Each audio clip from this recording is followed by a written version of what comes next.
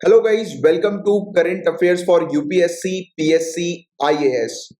Guys, अगर आप UPSC civil services की तैयारी कर रहे हैं या किसी भी स्टेट सिविल सर्विसेज एग्जामिनेशन की तैयारी कर रहे हैं तो बिल्कुल सही जगह पर आप आए हैं। यहां पर सभी सोर्सेज से न्यूज को कवर किया जाता है, जैसे कि the Hindu, Indian Express, Times of India, Live Mint जैसे जो न्यूज़पेपर्स होते हैं उनकी न्यूज को कवर किया जाता है। पीआईबी के रिपोर्ट्स को डिस्कस करते हैं। राज्यसभा टेलीविजन में जो भी इंपॉर्टेंट डिबेट्स डिस्कशन आती हैं उनको लेक्चर के दौरान कवर किया जाता है। Even EPW, down to earth Yojana जैसी जो मैगजीन्स होती हैं उनके आर्टिकल्स को भी कवर करते हैं। तो आप डेली रेगुलर अगर क्लासेस को अटेंड करेंगे, रिलीजियसली क्लासेस को फॉलो करेंगे तो आपको 100% गारंटी सक्सेस मिलेगी और आपका 100% गारंटी सिलेक्शन होगा। और 100% गारंटी सिलेक्शन का बकायदा प्रूफ दिया जाता है। नीचे डिस्क्रिप्शन पर आपको प्रूफ्स मिल जाएंगे, आप चेक कर सकते हैं कि previous year civil services examination में हमने जो टॉपिक्स कवर कराए थे उन्हीं से रिलेटेड क्वेश्चंस बने हैं। तो फटाफट चैनल को सब्सक्राइब कर लीजिए अगर आपने सब्सक्राइब नहीं किया है तो। इवन हम लोग काफी सारे हाई क्वालिटी जनरल स्टडीज के कोर्सेज भी ऑफर करते हैं। तो आने वाली स्लाइड्स में आपको कोर्सेज की डिटेल्स भी मिल जाएगी और हमारे दूसरे चैनल्स की इंफॉर्मेशन भी आपको प्रोवाइड करा दी जाएगी आने वाली स्लाइड्स में। और गाइस, नीचे डिस्क्रिप्शन पर टेलीग्राम के चैनल की लिंक भी आपको मिल जाएगी, आप उस चैनल को भी ज्वाइन कर सकते हैं। प्लस डिस्कशन ग्रुप भी है जहां पर काफी सारे सिविल सर्विसेज के एस्पिरेंट्स मौजूद हैं जो कि डेली बेसिस पर अपने जो भी डाउट्स वगैरह जो होते हैं उनको डिस्कस करते हैं, तो आप उसको ज्वाइन कर सकते हैं। तो फुल फोकस के साथ स्टार्ट करते हैं करंट अफेयर्स की क्लास को। बट बिफोर दैट ये कुछ कोर्सेज की डिटेल्स और हमारे चैनल्स की डिटेल्स हैं।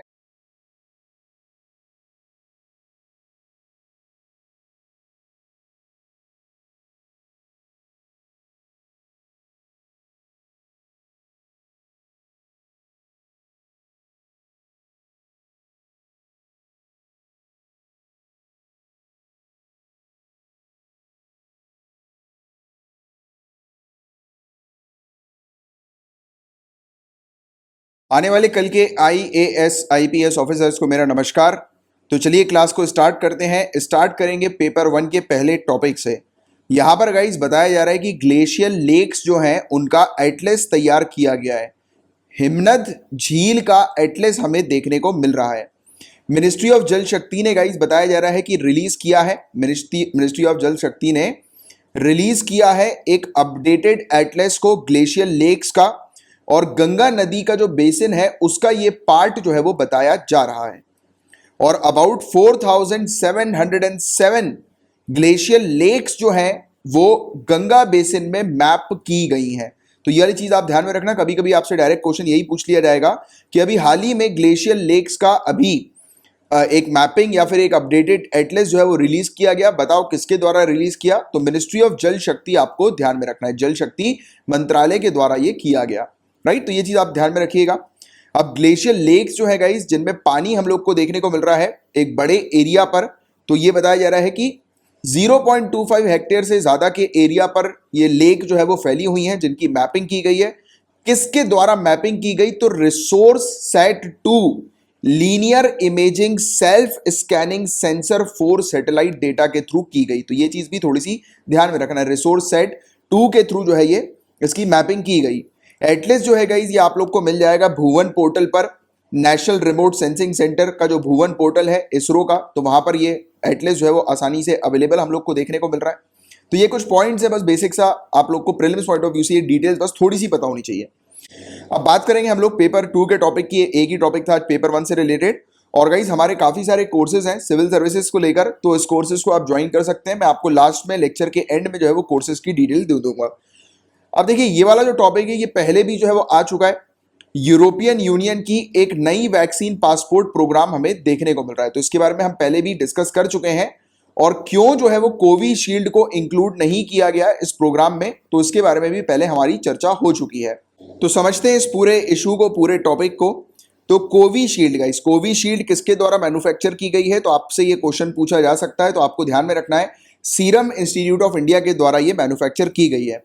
तो इन वैक्सीन्स की लिस्ट में, राइट, ये कोविशील्ड यहां पर नहीं रखी गई है। मतलब कि यूरोपियन यूनियन की जो वैक्सीन पासपोर्ट प्रोग्राम है इसके अंदर कोविशील्ड को जो है वो नहीं रखा गया है, इंक्लूड नहीं किया गया है, राइट। तो यूरोपियन मेडिसिन एजेंसी EMA जो है इसने अप्रूव नहीं किया है कोविशील्ड को अपने वैक्सीन पासपोर्ट प्रोग्राम के लिए, राइट। और वैक्सीन पासपोर्ट प्रोग्राम क्या हम लोग को देखने को मिलता है, जैसे कि आपको दूसरी कंट्री में जाना होता है, जैसे इंडिया से आप दूसरी कंट्री में जाएंगे तो उसके लिए आपको पासपोर्ट की जरूरत पड़ेगी। अब देखो कोरोना वायरस के बाद जो है वो बड़ी दिक्कत जो है वो हम लोग को देखने को मिल रही है। तो यूरोपियन यूनियन ने जो है वो क्या फैसला लिया कि ये इन्होंने एक लिस्ट बना दी कि ये फलाना वैक्सीन लगवाकर, और उसका सर्टिफिकेट अगर किसी व्यक्ति के पास होगा कि उसने ये फलाना वैक्सीन लगा ली है, तो उस व्यक्ति को जो है वो यूरोप में अलाउ किया जाएगा आने के लिए। अब देखो, अब जो व्यक्ति कोविशील्ड लगा के जाएगा, जैसे मैं हूं, मुझे भी कोविशील्ड लगी, आप में से काफी सारे लोगों ने कोविशील्ड लगवाई होगी, तो हमें अलाउ नहीं किया जाएगा यूरोपियन यूनियन में जाने के लिए, या यूरोपियन यूनियन की कंट्रीज में अलाउ नहीं किया जाएगा, राइट। वहां पर फ्री मूवमेंट अलाउ नहीं किया जाएगा। तो ये बड़ी एक दिक्कत यहां पर बताई जा रही है। आप बात समझ गए ना, आपकी वैक्सीन पासपोर्ट है क्या, तो सिंपल सी चीज है ये।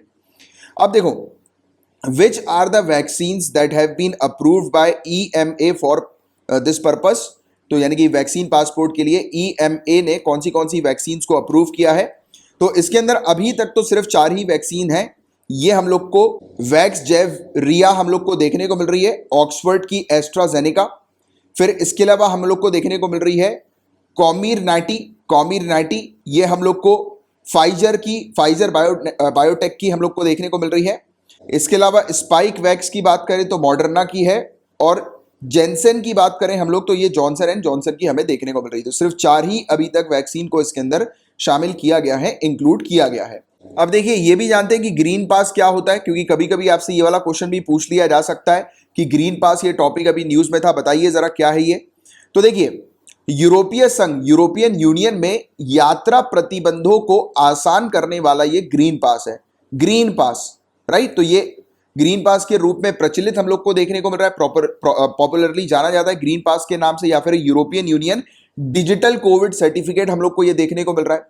इसे जनता की यात्रा संबंधी जो लोग हैं, पब्लिक जो है, जो ट्रैवल करती हैं, राइट, तो उनके संबंध में स्वतंत्रता को बहाल करने, मतलब कि ये क्रिएट किया गया है फ्रीडम ऑफ ट्रैवल को रिस्टोर करने के लिए, कि लोग बाग जो है वो फ्रीली जो है वो मूव कर सकें, और महामारी के कारण विभिन्न देशों में प्रवेश करने पर आने वाली बाधाओं को दूर करने के लिए तैयार किया गया। मतलब कि जिसके पास ये सर्टिफिकेट होगा वो यूरोपियन यूनियन में आसानी से फ्रीली मूव कर सकता है।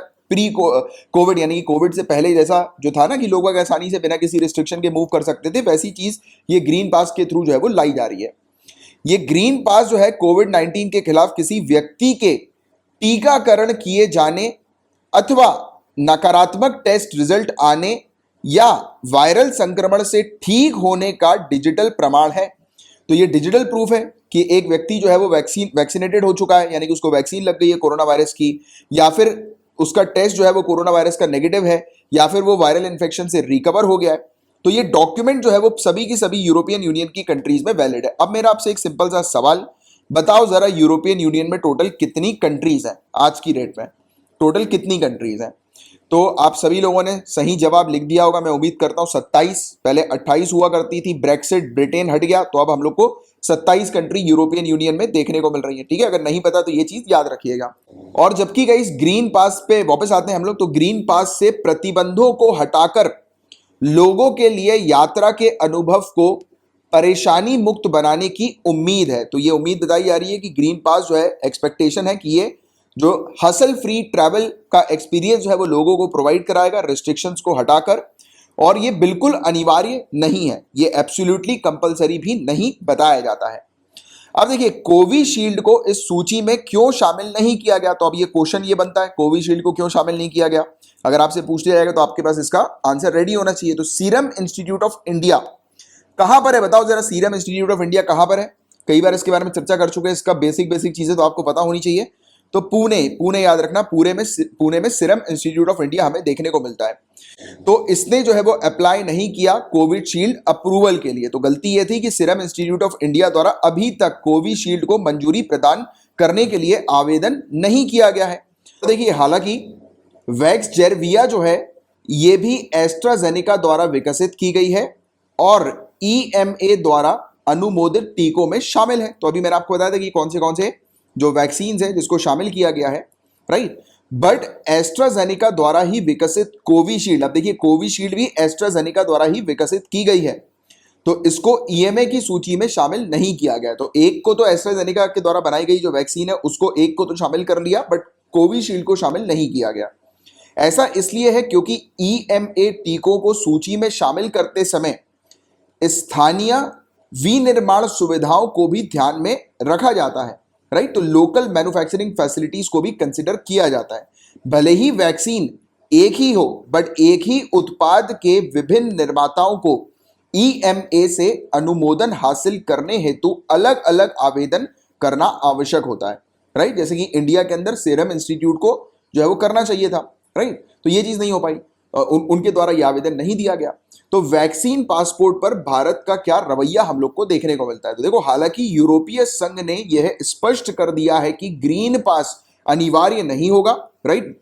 क्योंकि अभी हमने थोड़ी देर पहले ही चर्चा करी थी, बकायदा मेंशन्ड है कि ग्रीन पास जो है वो कंपलसरी नहीं है, एब्सोल्यूट कंपलसरी नहीं है। फिर भी इस मुद्दे ने एक बार फिर निजता और नैतिकता संबंधी विषयों पर बहस छेड़ दी है, राइट। यानी कि प्रिवेसी और एथिक्स पर फिर से चिंता जो है वो चिंता का विषय ये बन गया है। और वैक्सीन पासपोर्ट को काफी हद तक इस स्थिति के सामान्य होने का टिकट माना जा रहा है। तो हालांकि इन्होंने तो बोला कि कंपलसरी नहीं है, बट फिर भी देखो कई बार बोला जाता है एक लेवल पर कि कंपलसरी नहीं है, बट फिर वो जैसे कि अभी आधार कार्ड की हम बात करें, एग्जाम्पल के तौर पर सुनिएगा, सुप्रीम कोर्ट ने तक बोल दिया कि आधार कार्ड जो है वो मैंडेटरी नहीं है, बट काफी सारी जगह में आप जाओगे तो आपको आधार कार्ड देना ही पड़ता है। बोलते हैं कि हम मानेंगे नहीं उसके बगैर, राइट। फिर आप कुछ भी कर लो, आप थोड़ा ना जाकर सुप्रीम कोर्ट में केस लड़ोगे, टाइम वेस्ट करोगे। तो वही वाली बात यहाँ पर भी है उसी टाइप की, राइट। प्रैक्टिकल चीजों की अगर हम बात करें, किंतु इससे घुसपैठ, निजता और मुक्त आवाजाही के अधिकार पर नियंत्रण लगाने संबंधी बड़ी चिंताएं भी उत्पन्न हुई हैं। कंसर्न यही है इंट्रूजन का। आप देखो, जिसको जाना है उस जगह पर, अब लीगल मींस के थ्रू वो जा नहीं पा रहा है उस क्षेत्र पर, तो वो इलीगल तरीके से जाने की कोशिश करेगा, राइट। अब प्रिवेसी पर भी इससे खतरा हम लोग को बड़ा देखने को मिल रहा है, राइट। और राइट टू फ्री मूवमेंट पर रोक लगाई जा रही है इस चीज को लेकर, राइट। तो ये सब चीजें हम लोग को देखने को मिल रही है जो चिंता का विषय है। और G7 देशों की हालिया बैठक में केंद्रीय स्वास्थ्य मंत्री हर्षवर्धन द्वारा भारत की ओर से इस समय वैक्सीन पासपोर्ट का कड़ा विरोध दर्ज कराया गया है। तो G7 की मीटिंग में वैक्सीन पासपोर्ट का जो है वो हम लोगों ने विरोध किया है। तो ये वाली चीज भी आप क्लियरिटी रखो। अब देखो, बड़ी चिंता का विषय हम लोग को क्या देखने को मिल रहा है, लार्जर कंसर्न क्या है? तो विकसित देशों की तुलना में विकासशील देशों में जनसंख्या प्रतिशत के रूप में वैक्सीन कवरेज अभी भी काफी कम है। तो देखिए, जो वैक्सीन का कवरेज है, अगर हम बात करें percentage of population to developing countries में है, तो वो अभी भी काफी कम है as compare to develop country. क्योंकि डेवलप कंट्री के पास जो है वो अच्छा स्टॉक भी वैक्सीन का अवेलेबल है, बट डेवलपिंग कंट्रीज के पास वैक्सीन का स्टॉक ही ज्यादा अवेलेबल नहीं है। तो इसलिए ज्यादातर लोगों को वैक्सीन नहीं लग पा रही है। जैसे कि मैं खुद जब वैक्सीन के लिए जब मैं स्लॉट बुक कर रहा था, तो बहुत मुझे टाइम लगा था, बहुत समय के बाद जो है वो मुझे जो है वो स्लॉट मिल पाया फ्री। और जैसे ही स्लॉट फ्री दिखता था, आप उसको बुक करने जाओ, पूरे वही है कि जैसे तत्काल की टिकट अपन IRCTC पे बुक करते हैं, तुरंत जो है 5 मिनट भी नहीं लगता टिकट खत्म हो जाती। तो सेम चीज वैक्सीन के मामले में भी है। अब वो उसके पीछे का रीजन, एक तो देखो मैनेजमेंट भी एक बड़ा रीजन है, और दूसरा रीजन स्टॉक तो है ही है, राइट। तो ये वाली चीज है जिसके बारे में एक आपको आइडिया होना चाहिए। और इस तरह की पहल अत्यधिक भेदभावपूर्ण साबित कर सकती है, राइट। यानी कि साबित हो सकती है इस प्रकार से। तो भेदभाव भी हम लोग को इस प्रकार से, एक प्रकार से डिस्क्रिमिनेशन हम लोग को इस प्रकार का देखने को मिल रहा है, राइट। तो ये वाली चीज है जिसके बारे में बस आपको एक सिंपल सा आइडिया होना चाहिए, जानकारी होनी चाहिए। अब guys, national food security act 2013 की हम लोग बात करेंगे। बहुत ही इंपॉर्टेंट ये कानून हम लोग को देखने को मिलता है। इसी कानून के तहत जो गरीब हैं गाइस, तो उनको फ्री में राशन जो है वो प्रोवाइड किया जाता है, डिस्ट्रीब्यूट किया जाता है फेयर प्राइस शॉप के थ्रू। और इंडिया के अंदर ये चीज बहुत अच्छे से याद रखना, मेंस में लिखनी है आप लोगों को, कि इंडिया के अंदर सबसे ज्यादा सरकार जो सब्सिडी देती है ये खाने पर देती है, राशन पर देती है, खाद्य पर देती है। तो इसका ऑब्जेक्टिव क्या है? To provide for food and nutritional security in human life cycle approach. एक गरिमापूर्ण जीवन जीने के लिए लोगों को वहनीय मूल्यों पर अच्छी गुणवत्ता के खाद्यान्न की प्राप्त मात्रा उपलब्ध कराते हुए उन्हें मानव जीवन चक्र दृष्टिकोण में खाद्य और पौष्टिक सुरक्षा प्रदान करना। तो ह्यूमन को क्वालिटी ऑफ फूड जो है वो एडिक्वेट क्वांटिटी में, तो जब आप इसका आंसर लिखेंगे तो आप क्वांटिटी भी लिखेंगे प्लस न्यूट्रिशियस फूड आप मेंशन करेंगे, और अफोर्डेबल प्राइसेस में, जो कि लोग जो है मतलब उस प्राइस में जिसमें कि लोग का जीवन जो है वो डिग्निटी के साथ जी सकें, वो अफोर्ड कर सकें, राइट। इतनी लो प्राइस में फूड प्रोवाइड कराना है, क्वालिटी फूड होना चाहिए, न्यूट्रिशियस होना चाहिए और पर्याप्त क्वांटिटी में होना चाहिए, एडिक्वेट क्वांटिटी में होना चाहिए। तो इन सब चीजों को टारगेट करते हुए ये फूड और न्यूट्रिशनल सिक्योरिटी प्रोवाइड कराता है हमारा ये वाला कानून, राष्ट्रीय खाद्य सुरक्षा अधिनियम, नेशनल फूड सिक्योरिटी एक्ट। बिल्कुल क्लियर तरीके से ये चीज याद रखनी है। अब इसमें आपको क्या क्या चीजें ध्यान में रखनी है, इसके कवरेज के बारे में, राइट, और टारगेटेड पब्लिक डिस्ट्रीब्यूशन सिस्टम जो हमें देखने को मिलता है, तो उसके तहत क्या कवरेज है। तो targeted public distribution system cover करती है 50% अर्बन पॉपुलेशन को, क्लियरली याद रखना, 75% रूरल एरियाज की पॉपुलेशन को, तो शहर के लोगों में 50% शहर के क्षेत्र के लोगों को और 75% गांव क्षेत्र में रहने वाले लोगों को टारगेट किया जाता है, राइट। उनको 5 किलो हर व्यक्ति को हर महीने जो है वो राशन प्रोवाइड किया जाता है। और जो poorest of the poor house hold है, जो काफी ज्यादा गरीब लोग हैं, उन्हें 35 किलो फूड ग्रेन्स हर एक घर में प्रोवाइड किया जाता है हर महीने, और ये अंत्योदय अन्ना योजना के तहत प्रोवाइड किया जाता है। तो ये वाली चीज भी आप थोड़ी सी ध्यान में रखना, अंत्योदय अन्न योजना, राइट। तो इसके तहत 35 किलो 35 किलोग्राम प्रति परिवार प्रति माह की हकदारी सुनिश्चित रखी गई है इसके तहत। और जो नॉर्मल, जो पुअरेस्ट ऑफ द पुअर नहीं है, उनको 5 किलो हर व्यक्ति को जो है वो फूड ग्रेन्स प्रोवाइड किए जाते हैं। और सब्सिडाइज प्राइस में फूड ग्रेन्स प्रोवाइड किए जाते हैं। तो period of 3 years from the commencement of this act, यानी कि जिस समय 2013 में ये कानून पास हुआ, उसके 3 सालों में ही फूड ग्रेन जो है टारगेटेड पब्लिक डिस्ट्रीब्यूशन सिस्टम के तहत अवेलेबल किए गए सब्सिडाइज प्राइस में। 3 रुपए, 2 रुपए और 1 रुपए, 3 रुपए प्रति केजी के हिसाब से चावल मिलता है, गेहूं 2 रुपए पर केजी के हिसाब से मिलता है, और कोर्स ग्रेन जो हमें देखने को मिलता है, मोटा अनाज, ये मात्र 1 रुपए पर केजी के हिसाब से प्राप्त होता है लोगों को। तो ये वाला फिगर भी आप थोड़ा सा याद रखना। परिवारों की पहचान किस प्रकार से की जाती है, तो इसके लिए यूनियन टेरिटरीज और स्टेट्स ये पहचान करती हैं कि कौन होंगे टारगेटेड मतलब ये TPDS, target public distribution system में बेनिफिशियरी कौन होंगे, तो इसको जो है वो निर्धारित करती हैं स्टेट और यूनियन टेरिटरी, राइट। और न्यूट्रिशनल सपोर्ट प्रोवाइड किया जाता है महिलाओं को और बच्चों को भी इसके तहत, जो 6 महीने से लेकर 14 साल के एज ग्रुप के जो बच्चे हैं, और जो प्रेग्नेंट और लैक्टिंग महिलाएं हैं। प्रेग्नेंट महिलाएं आप समझते हैं, लैक्टिंग मतलब जो महिलाएं अपने बच्चों को जो है वो फीड करती हैं, तो उनको भी जो है वो मील्स प्रोवाइड की जाती है, और प्रिस्क्राइब न्यूट्रिशनल नॉर्म्स के तहत प्रोवाइड की जाती है, जो डॉक्टर्स वगैरह बताते हैं। और ये जो कि हम लोग को इंटीग्रेटेड चाइल्ड डेवलपमेंट सर्विस और मिड डे मील स्कीम के तहत देखने को मिलता है। तो ये सब स्कीम्स भी जो है ना, इसमें जो अनाज आता है वो नेशनल फूड सिक्योरिटी एक्ट के तहत ही कवर्ड हम लोग को देखने को मिलता है। तो ये वाला पॉइंट भी आप ध्यान में रखिएगा। और जो कुपोषित बच्चे होते हैं, जिनकी उम्र 6 साल तक की हमें देखने को मिलती है, तो उनको भी हायर न्यूट्रिशनल नॉर्म जो प्रिस्क्राइब किया गया है, उसके तहत जो है वो भोजन प्रोवाइड किया जाता है। मैटरनिटी बेनिफिट भी इसमें हमें देखने को मिलती है। मातृत्व लाभ, जो प्रेग्नेंट महिला और लैक्टिंग महिला जो होती है, उन्हें मैटरनिटी बेनिफिट 6,000 रुपए की भी प्रोवाइड की जाती है। इसमें महिला सशक्तिकरण भी हमें देखने को मिलता है। राशन कार्ड को इशू करने के पर्पस के लिए जो घर में जो सबसे बड़ी महिला होती हैं, जिनकी उम्र 18 साल या उससे ऊपर की होती है, तो वो हेड ऑफ हाउस होल्ड जो है वो मानी जाती है। तो राशन कार्ड जो इशू किया जाता है, तो उसमें हमें देखने को मिलता है कि हेड जो है वो महिलाओं को रखा गया है, महिला सशक्तिकरण के पर्पस के लिए। और ग्रीवियंस रिड्रेसल मैकेनिज्म भी इसके अंदर है, जो कि डिस्ट्रिक्ट और स्टेट लेवल पर हमें देखने को मिलता है कि अगर कभी भी कोई इस पर्टिकुलर मतलब नेशनल फूड सिक्योरिटी एक्ट के तहत पब्लिक डिस्ट्रीब्यूशन सिस्टम में किसी भी प्रकार की अगर समस्या आती है, तो लोग शिकायत भी कर सकते हैं डिस्ट्रिक्ट लेवल पे और स्टेट लेवल पर भी। तो ग्रीवियंस रिड्रेसल मैकेनिज्म भी इसमें हमें देखने को मिलता है। अब देखो, जो भी खर्चा आता है इस पर्टिकुलर यानी कि ग्रेन्स का, फूड ग्रेन्स को ट्रांसपोर्ट करने में, हैंडल करने में, और जो फेयर प्राइस शॉप डीलर जो होते हैं ना, जो ये राशन शॉप में जो लोग बैठते हैं, जो मतलब डिस्ट्रीब्यूट करते हैं ग्रेन्स को, राइट, राशन कार्ड होल्डर्स को जो ग्रेन्स डिस्ट्रीब्यूट किए जाते हैं, तो उनका जो मार्जिन है, तो उसका खर्चा किनके ऊपर आएगा, तो सेंट्रल गवर्नमेंट ये पूरे खर्चे जो है वो उठाएगी, याद रखिएगा। तो ये जो भी खर्चे जो आते हैं स्टेट के ऊपर, तो स्टेट बता देती है कि कितना खर्चा आया है, वो खर्चा जो है वो सेंट्रल गवर्नमेंट ही प्रोवाइड कराती है। तो ये वाला पॉइंट भी आपको बहुत अच्छे से क्लियर होना चाहिए। इसमें ट्रांसपेरेंसी और अकाउंटेबिलिटी को इंश्योर करने के पर्पस के लिए प्रोविजन शामिल किया गया है जिसमें पब्लिक डिस्ट्रीब्यूशन सिस्टम के रिकॉर्ड्स को प्रॉपर तरीके से इसका डिस्क्लोजर किया जाता है, सोशल ऑडिटिंग इसकी होती है और इसके लिए एक विजिलेंस कमेटी भी बनाई हुई है जो कि समय समय पर चेक करती है कि कहीं कोई घोटाला तो नहीं हो रहा।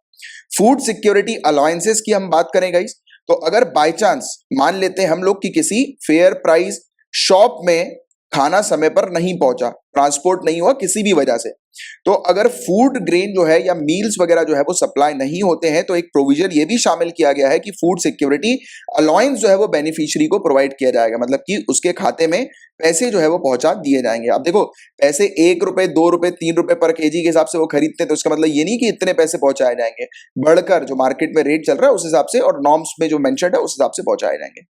अब देखिए इसमें पेनाल्टी भी है, जैसे कि अगर कोई पब्लिक सर्वेंट या कोई अथॉरिटी इस नेशनल फूड सिक्योरिटी एक्ट के तहत इसमें मौजूद जो प्रोविजन है उसको कंप्लाई नहीं करती हैं, राइट, जो रिलीफ जो रिकमेंड किए गए हैं डिस्ट्रिक्ट ग्रीवियंस रिड्रेसल ऑफिसर्स के द्वारा, मतलब कि जो राहत प्रोवाइड करने की बात की गई है, जैसे कि अभी एट प्रेजेंट हमने देखा कि माइग्रेंट्स को सहायता प्रोवाइड करनी थी, राइट, और जो भी लोग हैं जो एनएफएसए के तहत कवर्ड नहीं है तो उनको भी सहायता प्रोवाइड करनी थी। बट अगर कोई पब्लिक सर्वेंट कोई ऑफिसर उनकी हेल्प नहीं कर रहा है तो उनके खिलाफ सख्त कार्रवाई होती है, पेनाल्टी इसके अंदर मेंशन्ड है और पेनाल्टी जो है वो लगाई जाती है स्टेट फूड कमीशन के द्वारा और इस नेशनल फूड सिक्योरिटी एक्ट के प्रोविजन के तहत जो पेनाल्टीज जो मेंशन्ड है तो वो पेनाल्टी यहाँ पर लगाई जाती है। तो ये सब पॉइंट्स आपको बहुत अच्छे से क्लियर रखने, क्योंकि ये सब कुछ ऐसे टॉपिक है जिनसे रिलेटेड अक्सर सिविल सर्विसेज इंटरेस्टेड रहती है, क्वेश्चन पूछती है। राशन कार्ड का यही ऑब्जेक्टिव है कि एक वर्कर कंट्री के किसी एरिया से अगर दूसरे एरिया में जाएंगे तो वहां पर भी उनको जो फेयर प्राइस शॉप जो है, जैसे हम लोग राशन शॉप के नाम से जो है वो जानते हैं, तो राशन शॉप से उनको जो नेशनल फूड सिक्योरिटी एक्ट जो है ना हमारा 2013 का, इसके तहत 2 रुपए 1 रुपए और 3 रुपए पर केजी के हिसाब से इनको ग्रेन्स फूड जो है वो मिल सके, राइट। तो यही चीज हमें देखने को मिलती है, तो उनको कहीं पर भी जो है वो मिल सके कंट्री में किसी भी जगह पर फेयर प्राइस शॉप का या राशन शॉप का बेनिफिट जो है वो उठा सके, अपने राशन कार्ड का बेनिफिट उठा सके। और इस स्कीम की बात करें तो one nation one ration card ensure करता है कि जितने भी बेनिफिशरीज है स्पेशली माइग्रेंट्स, तो वो पब्लिक डिस्ट्रीब्यूशन सिस्टम जिसके अंदर फेयर प्राइस शॉप हमें देखने को मिलती है, पब्लिक डिस्ट्रीब्यूशन सिस्टम शॉप जो हमें देखने को मिलती है, तो उसका जो है वो फायदा जो है वो कंट्री के किसी भी कोने से जो है वो उठा सके। अब बेनिफिट्स की बात करेंगे कि किसी भी पर्टिकुलर गरीब जो है उसको वंचित नहीं करना है सब्सिडाइज फूड ग्रेन से। और आपको बता दें कि हमारी कंट्री के अंदर अगर क्वेश्चन बाई चांस आ जाए कि सबसे ज्यादा सरकार किस चीज में सब्सिडी प्रोवाइड कराती है, तो ये अनाज में सब्सिडी सबसे ज्यादा प्रोवाइड कराती है सरकार, ठीक है। तो ये वाला पॉइंट भी आपको ध्यान में रखना है। तो ये जो फेयर प्राइस शॉप जो हमें देखने को मिलती है, इसमें सब्सिडाइज ग्रेन जो मिलते हैं वो सभी को मिलने चाहिए। फूड सिक्योरिटी जो है वो स्कीम के तहत सभी को लेकर आना है, कोई भी गरीब जो है वो वंचित नहीं होना चाहिए।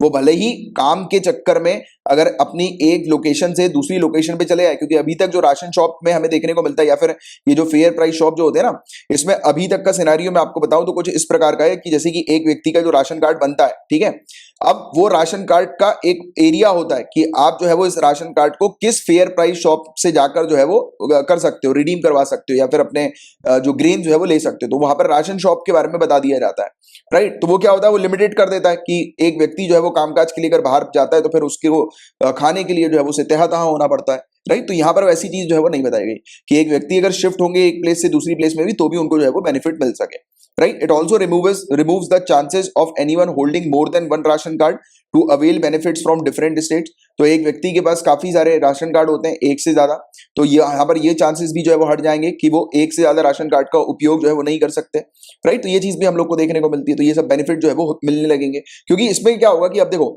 अब one nation one ration card के तहत पूरी चीज रिवाइज की जाएंगी, यानी कि जितने भी जो हमने कार्ड्स वगैरह इशू किए हैं बनाए हैं तो वो फिर से उसको चेक किए जाएंगे, तो वो पूरी चीज ट्रांसपेरेंट भी हो जाएगी। जितने भी घोटाले चल रहे हैं तो वो भी जो है वो रिमूव किए जा सकते हैं।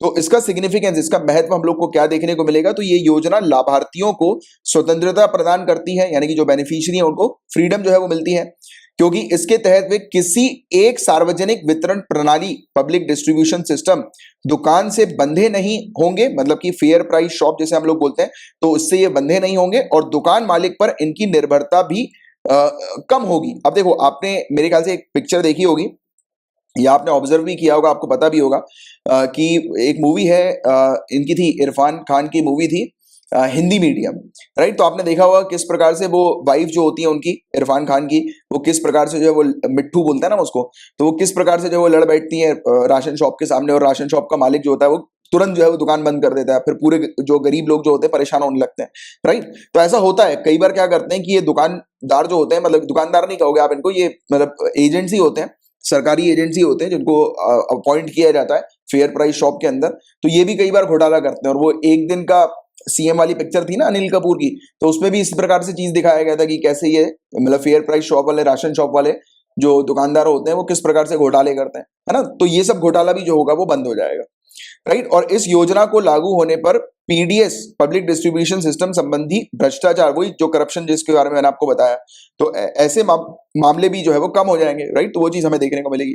अब one nation one ration card का मानक प्रारूप, मतलब स्टैंडर्ड फॉर्मेट की अगर हम लोग इसकी बात करें, तो नेशनल पोर्टेबिलिटी इसकी हमें देखने को मिल रही है। नेशन में कहीं पर भी किसी भी जगह जाकर एक व्यक्ति जो है वो राशन कार्ड के थ्रू जो है वो ग्रेन्स वगैरह हासिल कर सकते हैं।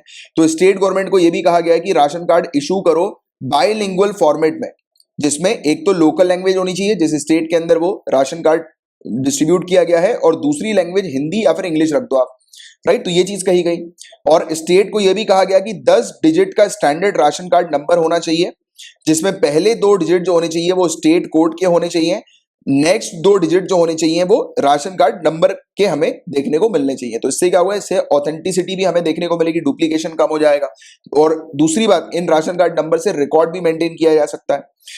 और beside this a set of another 2 digit, यानी कि ये 2 डिजिट भी और इसके अंदर शामिल कर रहे हैं जो राशन कार्ड नंबर में अपीयर होंगे, और ये यूनिक मेंबर की आईडी भी क्रिएट करेंगे। वही चीज तो मैंने आपको बताई कि जिसके थ्रू रिकॉर्ड्स जो है वो ट्रैक किए जा सकते हैं, राइट। तो ये सब चीजों में भी फायदा जो है वो मिलेगा बेटर तरीके से रिकॉर्ड बनाने में। अब देखिए गाइस, ये भी बात जानिए कि one nation one ration card जो है वो काम कैसे करता है। ये इंपॉर्टेंट है आप लोग के लिए थोड़ा सा इसके बारे में जानना कि किस टेक्नोलॉजी के ऊपर आधारित है और ये टेक्नोलॉजी कैसे काम करती है।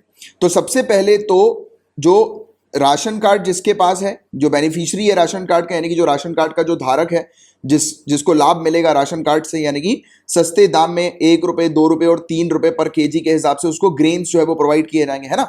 तो जो लाभार्थी है, तो क्या किया जाएगा, तो पहले तो उसकी डिटेल इसमें इन्वॉल्व रहेगी इस टेक्नोलॉजी में, या फिर आप आसान शब्दों में ये समझ सकते हैं कि एक सिस्टम है जिसमें उस लाभार्थी की डिटेल लिखी हुई है, उसमें उसका आधार नंबर लिखा हुआ है। अब देखिए, आधार जो होता है उसमें हम लोगों ने क्या दिया, सभी का आधार बना होगा। आप लोगों ने आपके थंब का इंप्रेशन दिया है, आंखों का रेटिना दिया है, सब कुछ दिया ना आधार में। आधार जब बनवाने गए थे तो उन्होंने क्या बोला था, अपनी उंगली का निशान आपने दिया था, अपनी उंगली रखो, अपने अंगूठे को रखो, ये खड़े हो जाओ ऐसे इस कैमरे के सामने, तो आपका रेटिना जो है स्कैन जो है वो किया, राइट। आंखों का रेटिना जो है उसका स्कैन हुआ, तो इसमें हमारी क्या है, बायोमेट्रिक इंफॉर्मेशन है। तो अब जब राशन कार्ड, जो बिलो पॉवर्टी लाइन के जो व्यक्ति हैं, जो राशन कार्ड अपना लेकर उस फेयर प्राइस शॉप पर जाएंगे, या फिर जिसे सिंपल शब्दों में हम लोग राशन शॉप के नाम से जानते हैं, वहां पर जाएंगे, तो वहां पर होगी electronic point of sale device. इस electronic point of sale device जो है उसमें सामने वाले व्यक्ति को अपना अंगूठा लगाना होगा, बायोमेट्रिक ऑथेंटिकेशन करना होगा, और जैसे ही वो बायोमेट्रिक ऑथेंटिकेशन करेंगे, सिस्टम आइडेंटिफाई कर लेगा कि वो व्यक्ति जो है वो लाभार्थी है कि नहीं है। देखो कितनी बढ़िया टेक्नोलॉजी इसके अंदर हमें देखने को मिल रही है। तो अब से ये वाला सिस्टम भी जो है वो इसमें शामिल कर दिया गया one nation one ration card के अंदर। और सिस्टम जो होगा गाइज, ये 2 पोर्टल्स, 2 वेबसाइट के सपोर्ट से चलेगा। एक है integrated management of public distribution system, और दूसरा हम लोग को अन्न वितरण देखने को मिल रहा है, जिसके अंदर पूरा का पूरा रिलेवेंट डेटा जो होगा वो राशन कार्ड होल्डर्स का हम लोग को नजर आएगा। तो देखो ये इतनी बेहतरीन डिटेल जो है वो one nation one ration card से रिलेटेड आपको पता होनी चाहिए, राइट। और ये पूरा overall topic one nation one ration card का है, इससे बाहर का इस टॉपिक में आपसे और कुछ नहीं पूछा जाएगा, ये क्लैरिटी आप रखो। अब देखिए गाइस, मैंने एक वीडियो जो है वो अटैच किया था one nation one ration card का, जिसको पहले हम लोग कवर कर चुके हैं, उसमें कुछ एक्स्ट्रा डिटेल ऐड कर दी थी, प्लस साथ ही साथ नेशनल फूड सिक्योरिटी एक्ट। तो ये दोनों टॉपिक जो है वो आप अच्छे से समझ चुके हो। तो अब देखिए one nation one ration card का ये टॉपिक न्यूज में हमें क्यों देखने को मिला है, तो इसको समझ लेते हैं। तो सुप्रीम कोर्ट ने डायरेक्शन दिए हैं सभी राज्यों को और सभी यूनियन टेरिटरी को कि इंप्लीमेंट कर दो one nation one ration card को। तो one nation one ration card scheme क्या है, तो इसके बारे में हमने अच्छे से जो है वो समझ ही लिया, अभी थोड़ी देर पहले ही डिस्कस किया था, राइट।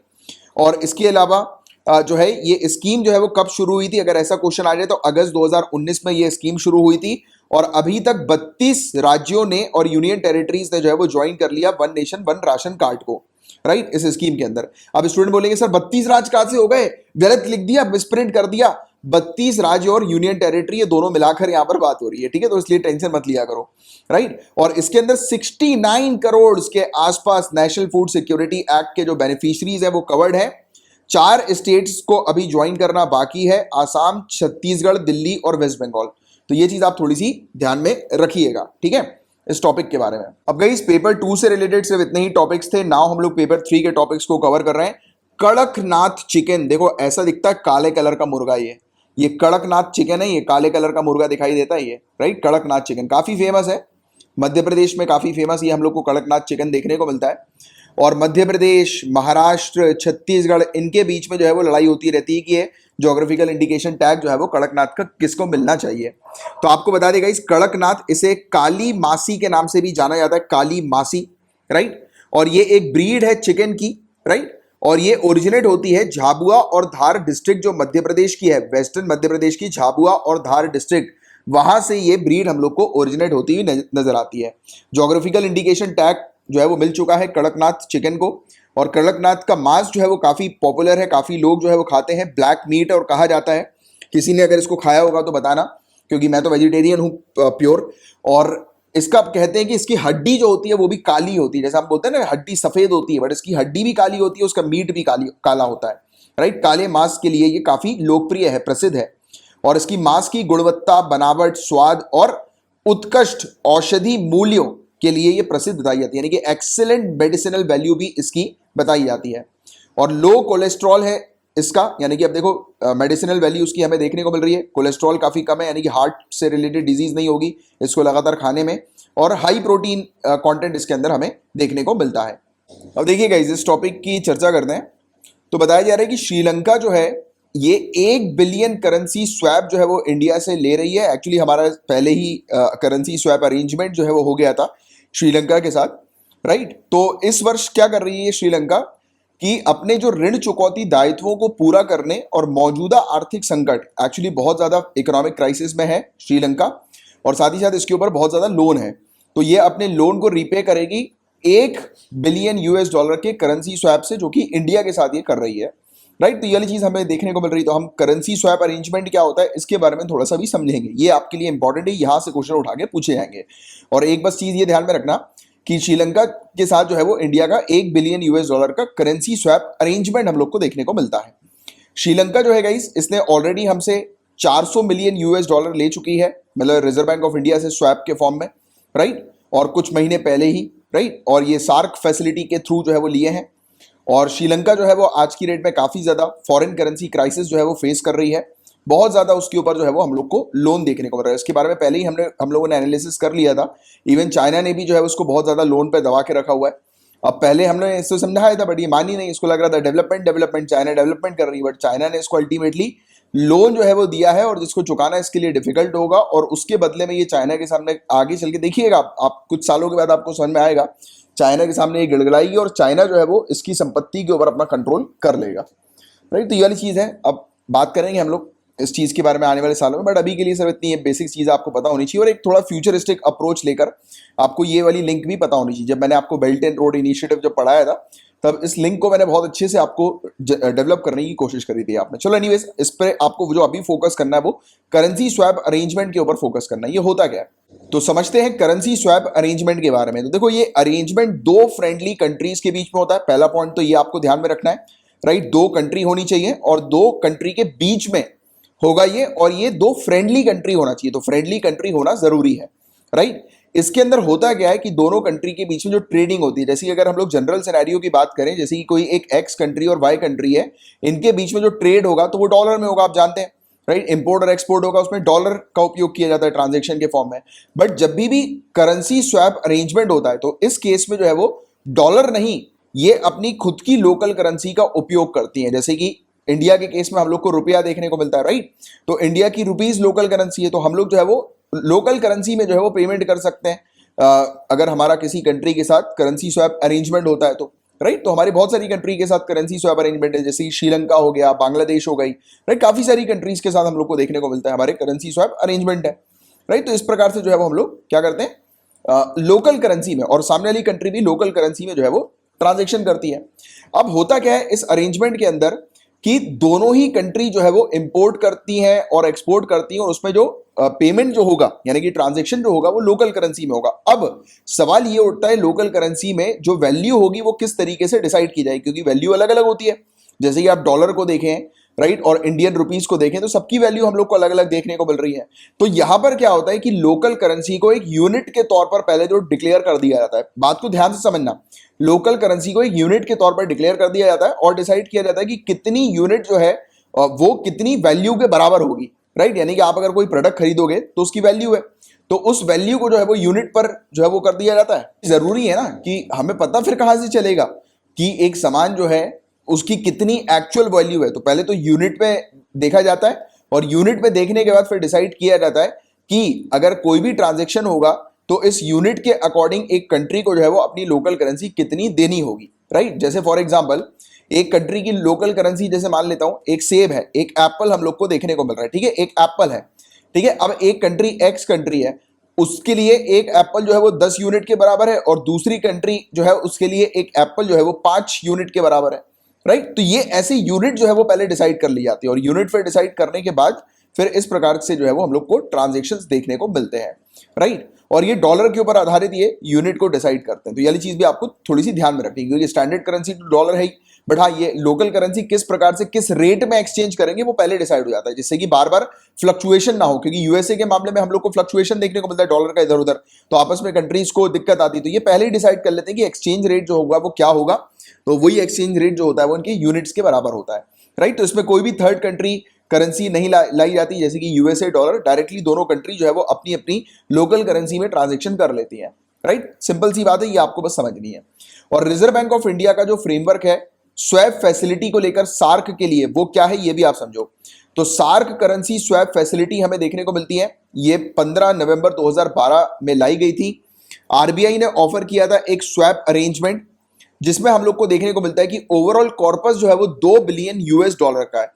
मतलब कि सार्क की जो मेंबर कंट्री है वो 2 बिलियन यूएस डॉलर तक, टोटल 2 बिलियन यूएस डॉलर तक जो है वो स्वैप अरेंजमेंट का इस्तेमाल कर सकती हैं। और स्वैप विड्रॉल जो होगा वो यूएस डॉलर, यूरो और इंडियन रुपी पर हम लोग को देखने को मिल सकता है, हो सकता है। और फ्रेमवर्क के अंदर कुछ कंसेशन भी जो है वो प्रोवाइड किए गए हैं स्वैप ड्रॉल्स के लिए इंडियन रुपी में। और फैसिलिटी सभी की सभी, जैसे मैंने आपको बताया, सार्क मेंबर कंट्रीज के लिए अवेलेबल है, और इन्हें बायलैटरल स्वैप एग्रीमेंट जो है वो साइन करना होता है। यानी कि जो अगर बायलैटरल स्वैप एग्रीमेंट साइन करेंगी तो उन्हीं को ही ये करेंसी स्वैप अरेंजमेंट का जो है वो बेनिफिट मिलेगा। तो ये है पूरा ओवरऑल टॉपिक, जिसके बारे में बस आपको एक सिंपल सी जानकारी होनी चाहिए। गाइज, ओपेक और बढ़ते हुए तेल की कीमतों की हम लोग थोड़ी सी चर्चा करते हैं। तो भारत के द्वारा तेल निर्यात देशों को तेल की बढ़ती कीमतों को कम करने के लिए राजी करने पर कार्य किया जा रहा है। तो इंडिया क्या कर रही है, इंडिया जो है वो काम कर रही है कि जो तेल निर्यात देश जो है, ऑयल एक्सपोर्टिंग कंट्रीज जो हैं, उनके लिए काम कर रही है इंडिया। उनको मतलब यानी कि कह रही है, उनसे लगातार जो है वार्ता कर रही है, बात कर रही है कि जो बढ़ता हुआ प्राइस जो हम लोग को देखने को मिल रहा है तो उसे कम करना है। और साथ ही साथ भारत ने चेतावनी देते हुए कहा है कि तेल की ऊंची कीमतों की वजह से उसके लिए ईरान जैसे वैकल्पिक आयात स्रोतों की ओर रुख करना पड़ सकता है। तो इंडिया देखो, इंडिया ऑयल को एक्सपोर्ट करती है, इंडिया की जनता इतनी ज्यादा है और हम लोग बहुत भारी मात्रा में ऑयल को, तेल को एक्सपोर्ट करते हैं। हम लोगों ने ओपेक से कह दिया कि पहले तो हम उसे मना रहे हैं कि यार कीमत को कम करो, यार कम करो कीमत को, बड़ी दिक्कत आ रही है, तेल वैसे कितना महंगा हो चुका है, राइट, काफी ज्यादा महंगा तेल हो गया। एक टाइम पर 2800-2900 में गाड़ी का फुल टैंक हो जाता था, कार का, i20 की मैं बात कर रहा हूँ। और आज की रेट में अभी जो है मेरे छोटे भाई ने अभी गया था, करवा के लाया, करीब 3400 या 3500 रुपए के आसपास जो है वो बिल बना। तो बड़ा दुख होने लगा है, हालत खराब हो गई है बहुत ज्यादा। अब मैं तो बहुत समय से घर के बाहर निकला नहीं हूँ, लास्ट टाइम जब मैं निकला था तब 101 रुपए, आई थिंक 101 या 102 रुपए ये कीमत थी। एक महीने पहले जब मैंने खुद ने पेट्रोल डलाया था तब ये यहाँ पर कीमत थी, अभी तो शायद और कुछ बढ़ गया होगा। तो देखो ये स्थिति, आपके यहाँ पर क्या स्थिति है तेल की आप खुद जानते ही हो, 100 के पार तो कंफर्म हो ही गया ही है। तो अभी इंडिया जो है वो बात कर रहा है ऑयल एक्सपोर्टिंग कंट्रीज के साथ, राइट, कि तेल की कीमतों को यार डाउन करो। और इंडिया ने चेतावनी भी दे दी कि चलो डाउन नहीं करोगे तो हमें फिर ईरान की तरफ देखना पड़ेगा, फिर आपका बिजनेस जो है वो चला जाएगा ईरान के पास। तो ये चीज हमें देखने को मिली है। और organization of petroleum exporting countries और उसकी एलाइज हैं, जैसे हम लोग ओपेक प्लस के नाम से जानते हैं। तो पेट्रोलियम निर्यातक देशों के संगठन यानी कि ओपेक और उनके सहयोगियों इनके द्वारा 1 जुलाई को वैश्विक मांग में उछाल को देखते हुए 1 जुलाई को जब इनने देखा कि ग्लोबल डिमांड जो है वो बढ़ रही है, वैश्विक मांग जो है वो बढ़ रही है, इसको देखते हुए इन्होंने जो है वो कह दिया कि आपूर्ति कटौती में संभावित ढील देने पर चर्चा किए जाने की संभावना है, कि expected to discuss a possible ease of supply cut, यानी कि सप्लाई कट जो है वो किया जा सकता है ग्लोबल डिमांड को देखते हुए। अब देखो डिमांड ज्यादा है, सप्लाई जो है वो अगर ये काटेंगे तो ऑब्वियस सी बात है कि प्राइसेस में उछाल आना तो तय है, राइट। और भारत के समक्ष वर्तमान चुनौतियां हम लोग को क्या देखने को मिल रही हैं, तो कई राज्यों में पेट्रोल की खुदरा कीमतें 100 रुपए प्रति लीटर को पार कर चुकी हैं। Madhya Pradesh is one of them. आपकी स्टेट में बताइए क्या हालचाल है, राइट। तो रिटेल प्राइसेस जो है पेट्रोल के 100 रुपए प्रति लीटर क्रॉस कर चुके हैं और इसकी मौजूदा कीमत काफी चुनौतीपूर्ण है। आज की जो प्राइस है वो काफी चैलेंजिंग है। और देखिए खपत में सुधार होने, राइट, मतलब कि कंजम्पशन रिकवर होने, अब जो है वो कंजम्पशन जो है वो रिकवर हो रहा है, मतलब कि अब लोग बाग जो है वो परचेजिंग कर रहे हैं, राइट। और डिमांड जो है, मांग जो है, इसके हिसाब से आपूर्ति कम होने, जितनी डिमांड है तो सप्लाई जो है वो उतनी नहीं है, तो सप्लाई कम है, डिमांड ज्यादा हम लोग को देखने को मिल रही है। इसकी वजह से अभी रीसेंट पास्ट में अंतरराष्ट्रीय तेल की कीमतें 75 अमेरिकी डॉलर प्रति बैरल से अधिक हो गई हैं, तो 75 यूएस डॉलर पर बैरल से भी ज्यादा जो है वो ऑयल की कीमतें हो गई हैं। और अप्रैल 2019 के बाद ये सबसे ज्यादा कीमत अभी बताई जा रही है। और तेल की ऊंची कीमतों से मुद्रास्फीति दबाव में वृद्धि हो रही है, यानी कि हाई ऑयल प्राइसेस जो है वो ऐड कर रही है इन्फ्लेशनरी प्रेशर को, यानी कि महंगाई को जो है वो काफी तेजी से ये बढ़ा रही है।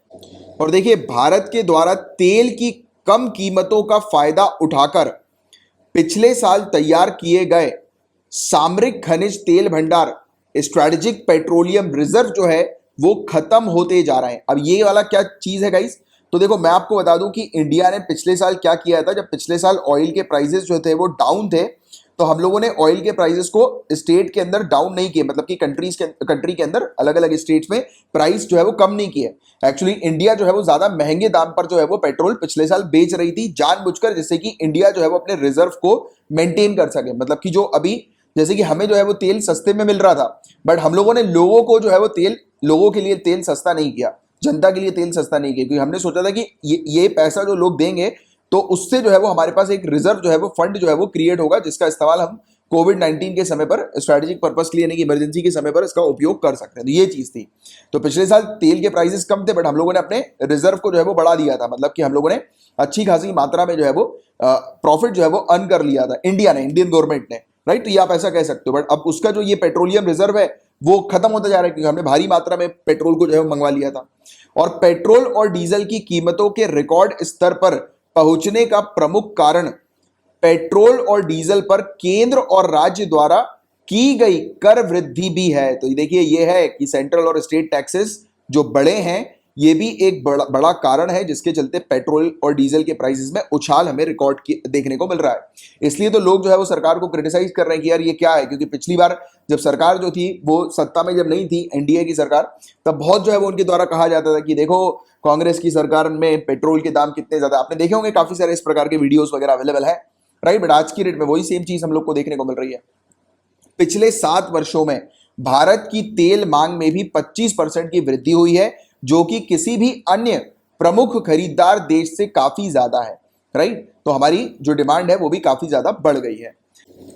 और देखिए गाइस, ओपेक का क्या प्रभाव इसके ऊपर पड़ेगा, ओपेक का क्या इंपैक्ट इसके ऊपर पड़ेगा। तो सऊदी अरेबिया ओपेक की मेंबर है, तो ओपेक कंट्रीज जैसे कि सऊदी अरेबिया हमें देखने को मिल रही हैं, राइट। तो भारत के परंपरागत रूप से प्रमुख तेल स्रोत हैं, मतलब सऊदी अरेबिया से हम लोग मेनली ऑयल को जो है वो इंपोर्ट कराते हैं। किंतु ओपेक और उसके सहयोगी देशों द्वारा विश्व के तीसरे सबसे बड़े तेल आयात अर्थात भारत की आपूर्ति में ढील देने संबंधी मांग को अनदेखा कर दिया गया है।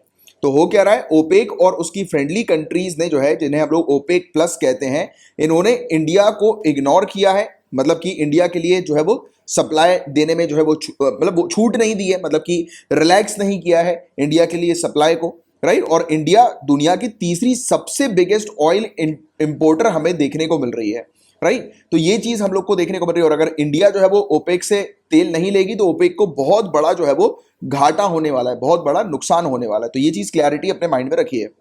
और इस वजह से भारत को कच्चे तेल के आयात में विविधता लाने के लिए नए स्रोतों को उपयोग करना पड़ रहा है। इसके परिणाम स्वरूप भारत के तेल आयात में ओपेक की हिस्सेदारी मई में घटकर लगभग 60% रह गई है, जबकि इसके पिछले महीने ये 74% थी। तो 74% हम लोग ऑयल को इंपोर्ट करते थे ओपेक से, बट अब इसे घटाकर 60% कर दिया गया, क्योंकि ओपेक जो है वो इंडिया को रिलैक्सेशन नहीं दे रहा है प्राइजेस के मामले में, सप्लाई के मामले में। तो फिर हम लोग को फिर ऐसा करना पड़ गया। और इंडिया के ऑयल इंपोर्ट की बात करें गाइस तो दुनिया में तीसरे नंबर पर आती है इंडिया ऑयल इंपोर्ट के मामले में। सऊदी अरेबिया से सबसे ज्यादा हम लोग ऑयल जो है वो इंपोर्ट करते हैं इराक के बाद। तो सबसे फर्स्ट नंबर पर आती है इराक और दूसरे नंबर पर सऊदी अरेबिया हम लोग को देखने को मिलती है, राइट, कि हम लोग जो है वो जिससे ऑयल जो है वो इंपोर्ट करते हैं। ये देखो एक और चीज मैं आपको बताता हूं, ये बेसिकली वर्ल्ड टॉप एक्सपोर्ट्स की रिपोर्ट है ये, जिसके थ्रू देखिए टॉप 4 इंपोर्टर जो हम लोग को ऑयल के देखने को मिलते हैं, पेट्रोलियम के यानी कि डीजल पेट्रोल के। तो चाइना, यूएसए और तीसरे नंबर पर देखिए इंडिया दिखाई दे रही है और चौथे नंबर पर साउथ कोरिया हमें देखने को मिलती है, राइट। तो ये वाली चीज आपको बेसिक सी जो है वो पता होनी चाहिए, ये 4 आपको नाम पता होनी चाहिए। तो तीसरे नंबर पर इंडिया आती है, राइट। तो ये चीज आप थोड़ी सी ध्यान में रखना। अब इसके अलावा गाइस ये भी जानो इंडिया का जो प्लान है स्ट्रेटेजिक पेट्रोलियम रिजर्व का, तो Indian strategic petroleum reserves limited ISPRL, इसने कंस्ट्रक्ट किए हैं 3 स्ट्रेटेजिक पेट्रोलियम रिजर्व को। और ह्यूज अंडरग्राउंड रॉक कार्बन हम लोग को देखने को मिल रहा है, यानी कि अंडरग्राउंड एक बड़ा सा हम लोग को वो देखने को मिला है, यानी कि स्टोरेज, जहां पर हमने पेट्रोलियम को अपना रिजर्व करके रखा है, ऑयल को रिजर्व करके रखा है। तो ये विशाखापट्टनम में है, ईस्ट कोस्ट में 1.33 मिलियन मेट्रिक टन का। ये आप ध्यान में रखो मत, ये इंपॉर्टेंट नहीं है, बट आपको ये पता होना चाहिए कि ईस्टर्न कोस्ट में विशाखापट्टनम पर हम लोगों ने अपने ऑयल को रिजर्व करके रखा हुआ है, और वेस्टर्न कोस्ट में पादुर और मैंगलुरु, तो ये 2 जगह हम लोग को देखने को मिल रही है जहां पर हमारा रिजर्व है, राइट। तो ये चीज आप ध्यान में रखिएगा। और इसकी हम लोग बात करें Indian strategic petroleum reserves limited की, तो ये पूरी तरह से होली ओन्ड सब्सिडरी हम लोग को ऑयल इंडस्ट्री डेवलपमेंट बोर्ड की देखने को मिलती है, और ये ministry of petroleum and natural gases के अंदर हम लोग को देखने को मिलती आती है, ठीक है। और अभी हाल ही में अनुमोदित ये नए पेट्रोलियम भंडार जो हम लोग को देखने को मिल रहे हैं, राइट, रिजर्व जो हम लोग को देखने को मिल रहे हैं, ये लगभग 12 दिनों के लिए अतिरिक्त आपूर्ति प्रदान करने में सक्षम है, यानी कि एक्स्ट्रा 12 डेज तक ये सप्लाई प्रोवाइड कराने में टोटली सक्षम है, ये सिर्फ रिजर्व। और भारत सरकार द्वारा सार्वजनिक निजी भागीदारी, राइट, पब्लिक प्राइवेट पार्टनरशिप के माध्यम से योजना के दूसरे चरण में फेज 2 में हम लोग को देखने को मिल रहा है कि ओडिशा के चंडीखोल और कर्नाटका के उडुपी में इस प्रकार के 2 और भूमिगत भंडार स्थापित करने की योजना बनाई जा रही है। इसके अलावा हम लोग ओडिशा और कर्नाटका में भी ऐसे रिजर्व जो है वो तैयार कर रहे हैं जहां पर हम लोग एक्स्ट्रा ऑयल को जो है वो अपना रिजर्व करके रखेंगे। इस प्रकार ISPRL द्वारा 22 दिनों, मतलब कि 11 + 12, अभी जो है वो 12 दिन का है, और इनके पास रिजर्व जो हो जाएगा वो टोटल 10 दिन का हो जाएगा। मतलब इतने तक तेल आपूर्ति की जा सकती है, यानी कि इन दोनों रिजर्व में 10 हम लोग को देखने को मिलेगा। 10 दिन तक ये जो है वो क्षमता, यानी कि सप्लाई जो है वो प्रोवाइड करा सकेंगे, और 12 दिन का तो ऑलरेडी हमारे पास है ही, तो राइट। तो ये कुछ बेसिक सी इंफॉर्मेशन है जिसकी आप लोग को एक जानकारी होनी चाहिए, ठीक है। क्लियर है यहां तक बात है, किसी प्रकार की कोई कंफ्यूजन डाउट तो नहीं। अब आगे बढ़ते हैं। अब देखिएगा, इस बताया जा रहा है कि सरकार ने सिप्ला को परमिशन दे दी है कि वो मॉडर्ना वैक्सीन को जो है वो इंपोर्ट कर सकती हैं। तो drugs controller general of India, इन्होंने परमिशन दे दी है मुंबई की फार्मा मेजर सिप्ला को कि वो मॉडर्ना कोविड-19 वैक्सीन को जो है वो इंपोर्ट कर सकती है, और इसे 4th वैक्सीन बनाई जा रही है कंट्री के अंदर, राइट, जो इमरजेंसी यूज ऑथराइजेशन के आधार पर उपयोग में ली जाएगी मॉडर्ना, राइट। 4थी वैक्सीन हम लोग को देखने को मिल रही है, राइट। और कोविशील्ड और कोवैक्सीन और स्पुतनिक के बाद ये 4थी वैक्सीन जो है वो बताई जा रही है मॉडर्ना, राइट, जो भारत में उपलब्ध होने वाली कोरोना की 4थी वैक्सीन होने वाली है।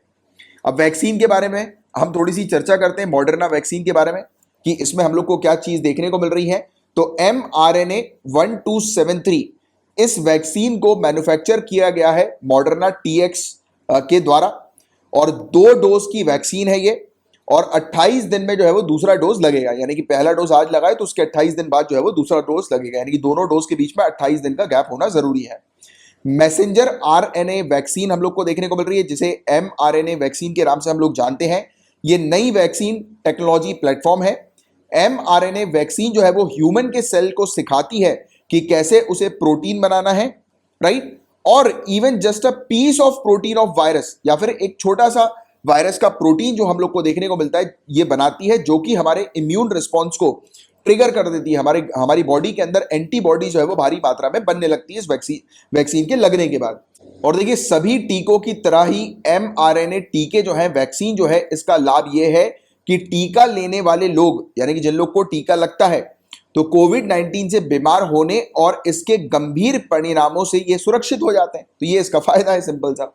और दवाओं के अनुमोदन हेतु नियमित प्रक्रिया क्या हम लोग को देखने को मिलती है, रेगुलर प्रोसीजर जो है वो ड्रग्स के अप्रूवल के लिए क्या हमें देखने को मिलते हैं, तो वैक्सीन और मेडिसिन, इवन डायग्नोस्टिक टेस्ट भी होते हैं और मेडिकल डिवाइसेस भी होती हैं, उन्हें अप्रूवल लेना होता है रेगुलेटरी अथॉरिटी से एडमिनिस्टर करने से पहले, यानी कि उनको जो है मार्केट में लाने से पहले अप्रूवल लेना रहता है। और इंडिया के अंदर रेगुलेटरी अथॉरिटी जो है वो कौन है, central drugs standard control organization. Point to be noted, ये चीज आपसे प्रीलिम्स में जो है वो पूछी जा सकती है कि इंडिया के अंदर ड्रग्स की या मेडिसिन की या वैक्सीन की, डायग्नोस्टिक टेस्ट की या मेडिकल डिवाइसेस की जो रेगुलेटरी अथॉरिटी है, जो अप्रूव करती है दवाइयों को या मेडिकल डिवाइसेस को, तो ये कौन है, तो CDSCO, central drugs standard control organization, केंद्रीय औषधि मानक नियंत्रण संगठन। याद रखना बहुत इंपॉर्टेंट है।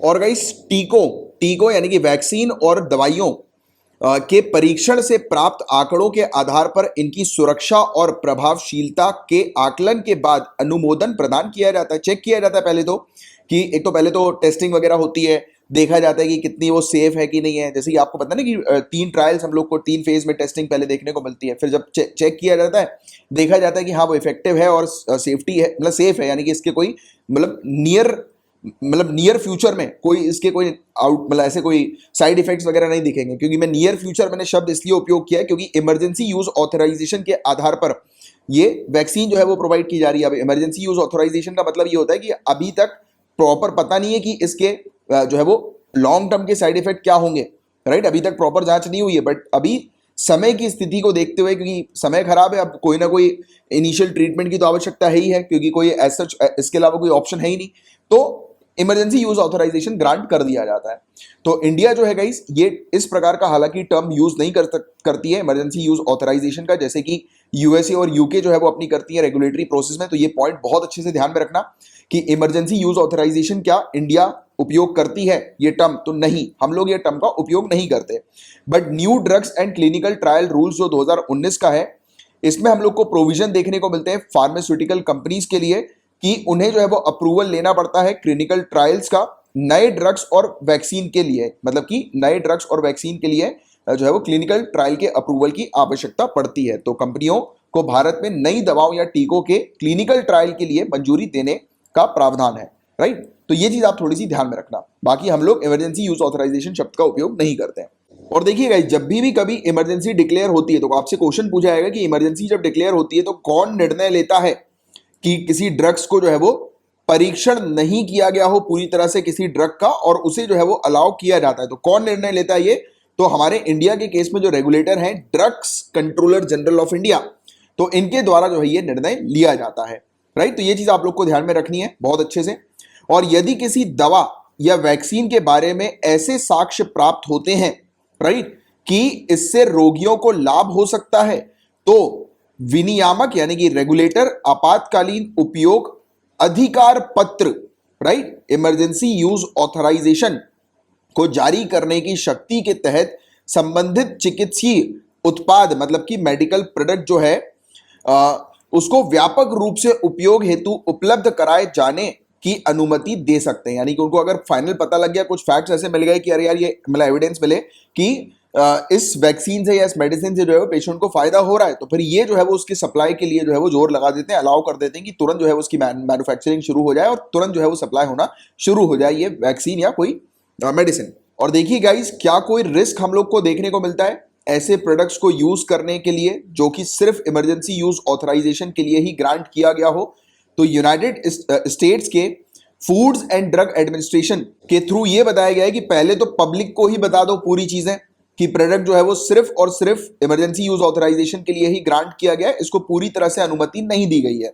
तो पर्सन को बता दो, पब्लिक को बता दो, और ये भी उनको क्लियरली बता दो कि इसके लॉन्ग टर्म में साइड इफेक्ट्स हो सकते हैं, यानी कि हो सकते हैं, ऐसी मतलब कंफर्म नहीं है, बट इसको ये भी नहीं कह सकते कि नहीं होंगे, मतलब कि अभी तक पूरी तरह से जो है वो इसकी डिटेल सामने नहीं आई है, तो ये पब्लिक को बताना बहुत ज्यादा जरूरी होता है। तो कोविड-19 के केस में लोगों को इन्फॉर्म किया गया है, राइट, कि इसके पोटेंशियल बेनिफिट्स क्या हैं और क्या रिस्क हो सकते हैं, right, and extend to which such benefits और रिस्क आर अननोन, और ये भी बताया गया कि पता नहीं हम लोग को कि क्या इसके मतलब एक्सटेंट क्या होगा बेनिफिट का, यानी कि कितने हद तक फायदा करेगा या कितने हद तक नुकसान कर सकता है, तो इसके बारे में कोई जानकारी नहीं है, राइट। तो ये चीज है, और लोगों को भी कहा है कि लोग अगर चाहें तो वैक्सीन को रिफ्यूज भी कर सकते हैं, मना भी कर सकते हैं, तो ये वाली चीज हम लोग को कोविड-19 के केस में देखने को मिल रही है। तो ये कुछ बेसिक से फैक्ट्स हैं जो आप थोड़ा सा ध्यान में रखिएगा। अब देखिए डिस्कस करते हैं क्रेवाक स्टिल्थ फ्रिगेट के बारे में। क्रेवाक स्टिल्थ फ्रिगेट के बारे में बात करते हैं तो हाल ही में नौसेना स्टाफ के उप प्रमुख वाइस चीफ हम लोग को नेवल स्टाफ के देखने को मिल रहे हैं। इन्होंने क्रेवाक या फिर तलवार क्लास के दूसरे युद्धपोत, यानी कि इन्होंने दूसरे फ्रिगेट क्रेवाक या फिर तलवार क्लास का ये हमें देखने को मिल रहा है, और ये जो फ्रिगेट है गाइस इसके निर्माण कार्य का उद्घाटन कर दिया। दूसरा फ्रिगेट जो है वो अब शुरू हो गया है, निर्माण हो रहा है। ये बेसिकली शिप है, ठीक है, आपको इस प्रकार की नेवल शिप पता होनी चाहिए। ये नेवल शिप हमें देखने को मिल रही है और बिल्कुल आर्म से लेस है ये, यानी कि पूरे वेपन्स आर्म सब कुछ है इसके अंदर, राइट। और ये क्रेवाक या फिर तलवार क्लास की हम लोग को शिप देखने को मिल रही है, नेवल शिप, और दूसरी शिप का कंस्ट्रक्शन शुरू हो गया है। पहली शिप जो है गाइस इसका कंस्ट्रक्शन जनवरी 2021 में शुरू हुआ था और 2026 तक ये शिप बनकर तैयार हो जाएगी, और दूसरी शिप का कंस्ट्रक्शन जो है वो अब फाइनली 6 महीने बाद जो है वो शुरू हो गया है। अब क्रेवाक क्लास की बात करें गाइस, क्रेवाक क्लास स्टेल्थ शिप्स की बात करें गाइस, तो इसे बनाया जा रहा है रशिया की टेक्नोलॉजी के ऊपर आधारित है। रशिया टेक्नोलॉजी को ट्रांसफर करके बनवा रही है, और ये कहां पर बन रही है, तो ये गोवा शिपयार्ड लिमिटेड में बन रही है, मेक इन इंडिया इनिशिएटिव के तहत। इसके इंजन जो है वो सप्लाई किए जा रहे हैं यूक्रेन के द्वारा, और अक्टूबर 2016 में इंडिया और रशिया ने साइन किया था एक इंटर गवर्नमेंटल एग्रीमेंट को, जिसके अंदर 4 क्रेवाक या फिर तलवार स्टेल्थ फ्रिगेट जो है वो शामिल थे।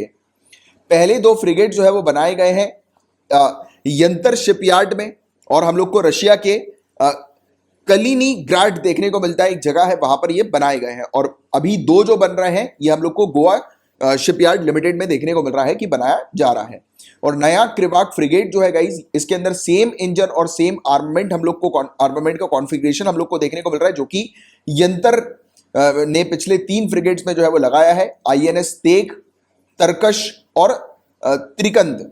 तो आईएनएस तेग, तरकश और त्रिकंद, इन तीनों में जो आर्म्ड वेपन्स वगैरह और पूरी जो लेस जो हम लोग को वेपन्स देखने को मिल रहे हैं ना, वो पूरे के पूरे जो है वो इन सभी में हम लोग को देखने को मिल रहे हैं, लगाए जा रहे हैं। इसके अंदर ब्रह्मोस एंटी शिप और लैंड अटैक मिसाइल जो है वो शामिल है। अब इसका उपयोग क्या है गाइस, तो प्राइमरली इसका उपयोग किया जाएगा, एक तो बहुत सारे नेवल मिशंस में इसका उपयोग किया जाएगा, जैसे कि जो दुश्मन की जो सबमरीन है तो उसको ढूंढने में और उसको खत्म करने में, तबाह करने में, राइट, इसका उपयोग किया जाएगा। बड़ी बड़ी जो शिप्स वगैरह होती हैं उनको ढूंढने में और तबाह करने में भी इसका उपयोग किया जाएगा। अब मौजूदा युद्धपोत यानी कि एग्जिस्टिंग फ्रिगेट्स हमारे पास कौन से हैं, तो नेवी के पास 6 क्रेवाक 3 फ्रिगेट्स हम लोग को देखने को मिल रहे हैं। पहले 3 जो फ्रिगेट्स हैं गाइस, तो ये जून 2003, अप्रैल 2004 और फिर 2012 और 13 में हमें देखने को मिला था, इसके बीच में जो है वो लाए गए, राइट। और करंट कॉन्ट्रैक्ट जो है वो नेवी के पास है 10 क्रेवाक फ्रिगेट्स को ऑपरेट करने का, तो ये वाली चीज आप लोग को थोड़ी सी पता होनी चाहिए। तो ये था बेसिक सा एक टॉपिक। अब हम लोग जो डिस्कस करने वाले हैं ये बहुत इंपॉर्टेंट टॉपिक है, भारत और रूस के बीच में, इंडिया और रशिया के बीच में रक्षा संबंध कैसे हैं, ये आपके मेंस में जो है वो काफी मदद करने वाला है, तो बहुत ध्यान से सुनना। तो रक्षा सहयोग, डिफेंस कॉपरेशन जो है गाइस, ये एक इंपॉर्टेंट पिलर हम लोग को इंडिया रशिया की स्ट्रेटेजिक पार्टनरशिप का देखने को मिलता है। दोनों डिफेंस मिनिस्टर जो है वो हर साल मिलते हैं, इंडिया के और रशिया के, राइट, और डिस्कस करते हैं, रिव्यू करते हैं इनके स्टेटस को, इनके प्रोजेक्ट से रिलेटेड, कि इनके प्रोजेक्ट जो चल रहे हैं उनका स्टेटस क्या है, कितनी तेजी से आगे बढ़ रहे हैं, किस प्रकार से सहयोग कर रहे हैं, काम कर रहे हैं, राइट। और दूसरे जो भी इश्यूज हम लोग को मिलिट्री के टेक्निकल कॉपरेशन से रिलेटेड देखने को मिलते हैं तो उस पर डिस्कशन होता है। As India has been spreading its supplier base with Israel, USA and France, Russia stills remain a major supplier. तो हम लोग जो है वो ऑलरेडी यूएसए से, इजराइल से, फ्रांस से जो है वो वेरियस वेपन्स वगैरह इंपोर्ट करते हैं, इनसे डील करते हैं डिफेंस में, बट रशिया भी जो है वो हमारे लिए बहुत मेजर सप्लायर के तौर पर हमें देखने को मिलती है। दोनों साइड्स, इंडिया और रशिया ने सक्सेसफुली जो है वो इंप्लीमेंट किया है AK-203 राइफल कॉन्ट्रैक्ट को और 200 KA-226T यूटिलिटी हेलीकॉप्टर की सप्लाई को। और पेपर के अकॉर्डिंग जो कि पब्लिश किया गया था स्टिम्सन सेंटर के द्वारा, 86% इक्विपमेंट्स, वेपन्स और प्लेटफॉर्म करंटली जो मिलिट्री सर्विस में इंडिया के अंदर है वो रशियन ओरिजिन है। 86% वेपन्स आप ये मान सकते हो कि रशिया से हम लोग ने जो है वो मंगवाए हैं, जो कि आज की डेट में ऑपरेट हो रहा है। इंडिया और रशिया के बीच में हम लोग को ज्वाइंट एक्सरसाइजेस कौन सी देखने को मिलती है? तो एक्सरसाइज इंद्र याद रखना, ये ज्वाइंट ट्राई सर्विस एक्सरसाइज है इंडिया और रशिया के बीच में। ट्राई सर्विस यानी कि इसमें आर्मी, नेवी और एयरफोर्स, ये तीनों हम लोग को इसमें दोनों कंट्रीज की देखने को मिलती है। रशिया के मिलिट्री इक्विपमेंट जो कि इंडिया को दिए गए हैं, जैसे नेवी की बात करें तो नेवी इकलौती एक्टिव एयरक्राफ्ट कैरियर, यानी कि नेवी में हमारा इकलौता एक्टिव एयरक्राफ्ट कैरियर जो है वो INS विक्रम आदित्य है, ये हम लोग रशिया से लेकर आए थे। ये एक न्यूक्लियर अटैक सबमरीन भी हमें देखने को मिलती है, चक्र 2, ये भी सर्विस में हम लोग को देखने को मिल रही है। आर्मी की बात करें तो आर्मी के पास T-90 और T-72 और T-72 जैसे मेन बैटल टैंक्स हैं। S-400 ये तो खतरनाक डील है। S-400 surface to air missile defence system की ये डील है जो रशिया के साथ हमारी हुई है, इसको तो आप भूल ही नहीं सकते किसी भी कीमत पे। इस डील को लेकर रशिया और यूएसए के बीच में और इंडिया के बीच में बड़ी दिक्कतें जो है वो चली थी। यूएसए ने इंडिया से बोल दिया था कि रशिया से मत लेना ये, राइट, अगर लोगे तो इंडिया के ऊपर सैंक्शन लगा दिया जाएगा। डोनाल्ड ट्रंप ने ऐसा बोला था, तो इंडिया ने बोला था कि भाड़ में जाओ, हमारे लिए स्ट्रेटेजिक और डिफेंस की चीज जो है वो ज्यादा काम की है, आपसे संबंध बनाने के चक्कर में हम अपनी सिक्योरिटी को जो है वो वीक नहीं कर सकते। तो और दूसरी बात, इसके पास थाड़ है और वो हम लोग पसंद कर नहीं रहे क्योंकि वो उतना अच्छा नहीं है, जिसके बारे में आपको ऑलरेडी पहले कई बार बता चुका हूं। बट अभी जो अपना टॉपिक है वो इंडिया रशिया के बीच में रिलेशनशिप का है, तो ये बस आप थोड़ा सा समझो, ये भी काफी इंटरेस्टिंग है। इनके बीच में जो इशू हुआ था ना, बहुत इंटरेस्टिंग था, ये मैंने काफी डिटेल में पढ़ाया हुआ है आप लोगों को। और बाकी गाइज, अगर आप जो भी स्टूडेंट 2021 में एग्जाम लिख रहे हैं तो 2020 से आपको करंट अफेयर्स पढ़ना है, और 21 में लिख रहे हो तो जनवरी 2020 से पढ़ो। और मुझे कुछ स्टूडेंट ने ये भी बोला था कि सर ये भी बता दो कि कब तक पढ़ना है, अब तो एग्जाम जो है वो डिले हो गया, तो कब तक पढ़ना ठीक रहेगा। तो गाइज देखो, यूपीएससी का पहले रिकॉर्ड रह चुका है, इसने 10 दिन पुराने करंट अफेयर्स भी पूछे हैं, तो सेफ रहो। आप सितंबर पूरे तक जो है वो करंट अफेयर्स कवर करो, सितंबर पूरे तक, सितंबर एंड तक, फिर आपके पास जो है वो 9 दिन अच्छे खासे मिल जाएंगे, तो उसमें आप रिवाइज कर लेना, राइट। वैसे तो आपको जनरल स्टडीज की बात नहीं कर रहा हूँ, जनरल स्टडीज का रिवीजन तो आपका 1.5 महीने से पहले से जो है वो, एग्जाम के 1.5 महीने पहले से जो है वो शुरू हो जाना चाहिए, प्रॉपर रिवीजन। हालांकि अगर अच्छे से तैयारी कर रहे हो, स्टार्टिंग से ही मेरी गाइडलाइंस को फॉलो करते आ रहे हो, तो अभी तो आपका रिवीजन चालू रहना चाहिए, यानी कि अभी आप रिवीजन स्टेज पे होने चाहिए प्रॉपरली, राइट। बट एनीवेज कोई बात नहीं, अभी भी टाइम है। अगर आप फिर से भी सोच रहे हो कि यार 2021 में प्रीलिम्स जो है वो क्रैक करने की, तो भी कर सकते हो, राइट, कोई बड़ी बात नहीं। बट हाँ, उसके लिए मेहनत करनी पड़ेगी, कम से कम 8 से 10 घंटे तो आपको अब देना शुरू करना पड़ेगा, और इतने तो आप आराम से दे सकते हो यार। आप अगर सुबह 5 बजे वाले प्रोग्राम को अगर ज्वाइन करोगे, अपना एक सेल्फ स्टडी प्रोग्राम चलता है सुबह 5 बजे का, फ्री ऑफ कॉस्ट में टेलीग्राम के चैनल पर, तो 5 से 8 ये वाला एक सेशन चलता है, कितना, 3 घंटे का, फिर चलता है 10 से 1 बजे तक, फिर हम लोग को 3 घंटे का सेशन यहाँ पर मिल जाता है। तो 3-3 करके 6 घंटे का सेशन तो आप ग्रुप स्टडी में ही कर सकते हो, सेल्फ स्टडी वाला जो ग्रुप जो अभी चल रहा है, राइट। वो कोई ग्रुप नहीं है, मतलब बेसिकली आप अपना जो टेलीग्राम का जो चैनल और टेलीग्राम का ग्रुप है ना, उसी पर आप ज्वाइन कर लो। इसमें वॉइस चैट मेरी एक्टिव होती है, मैं आपको हर मतलब 1 घंटे में 5 मिनट आकर आपको मोटिवेट करता रहता हूँ कि आप जो है वो कंटिन्यूटी बनाए रखें। और क्या रहता है कि वो एक लाइब्रेरी की तरह है बेसिकली। जैसे आप लाइब्रेरी क्यों ज्वाइन करते हो, क्योंकि आपको जो है वो एक माहौल मिलता है कि वहां पर आसपास लोग पढ़ रहे हैं, तो फिर आपका भी मन करता है पढ़ने का कि यार इतने सारे लोग पढ़ रहे हैं तो मुझे भी पढ़ना है, राइट। तो वो माहौल रहता है, क्योंकि पूरा गेम माहौल क्या रहता है, और माहौल हमारे घर में हमें मिल नहीं पाता। तो मैंने आपके लिए ये डिजिटल लाइब्रेरी आप कह सकते हो या वर्चुअल लाइब्रेरी आप कह सकते हो, वाला माहौल आपके लिए तैयार किया है, ठीक है। चलो एनीवेज, तो इसी के साथ अपना ये वाला टॉपिक भी जो है वो फिनिश होता है। और बाकी अपने कुछ कोर्सेज हैं गाइस, जिसके बारे में मैं आप लोग को जानकारी देना चाहता हूं। जैसे कि अपना पॉलिटी का कोर्स है, और ये कोर्स की पूरी डिटेल देख सकते हैं आप, पूरी स्क्रीन पर पूरी डिटेल जो है वो दी हुई है। और अपने जितने भी कोर्सेज हैं उसमें प्रॉपर आपको वीडियो लेक्चर्स मिलते हैं, सिलेबस के अकॉर्डिंग आपकी तैयारी करवाई जाती है, पूरा स्टडी मटेरियल मिलता है, और प्रैक्टिस करने के लिए आपको क्वेश्चन जो है वो प्रोवाइड किए जाते हैं। ये पूरी डिटेल्स यहाँ पर लिखी हुई है, ये मेरा नंबर है, कोई भी समस्या आती है तो इस नंबर पर आप मुझसे कॉन्टैक्ट करके पूछ सकते हैं। कॉन्टैक्ट आप करेंगे व्हाट्सएप या टेलीग्राम के थ्रू। फिर एनवायरमेंट का कोर्स है अपना, इकोनॉमिक्स का कोर्स है, और सीसेट का कोर्स अवेलेबल है, हिस्ट्री का कंप्लीट एंशिएंट मेडिवल और मॉडर्न इंडियन हिस्ट्री का कोर्स अवेलेबल है, और यूपीएससी 2021 में अपीयर हो रहा है तो टेस्ट सीरीज को ज्वाइन कर सकते हैं। और ये करंट अफेयर्स की पीडीएफ पेड पैकेज चाहिए आपको तो ये इसको आप ज्वाइन कर सकते हैं, ठीक है। तो और कोई भी समस्या आती तो आप मुझसे कांटेक्ट कर लीजिएगा। और बाकी अपनी मेंस की भी एक टेस्ट सीरीज है, मेंस की टेस्ट सीरीज नहीं मतलब बेसिकली आपका इंप्रूवमेंट प्रोग्राम है वो, यानी कि आप जो है वो मेंस की आंसर राइटिंग उसमें आपकी इंप्रूव होती है, तो उसकी भी अगर आपको डिटेल्स चाहिए तो मुझसे मांग लेना, राइट। तो मैं आपको उसकी डिटेल्स दे दूंगा, मेरे नंबर पर कांटेक्ट कर सकते हो व्हाट्सएप या टेलीग्राम के थ्रू, तो उस पर आप मुझसे मांग सकते हो। तो चलो फिर अब मिलेंगे हम लोग नेक्स्ट लेक्चर में, तब तक के लिए bye bye, take care, have a great day ahead guys, Tata.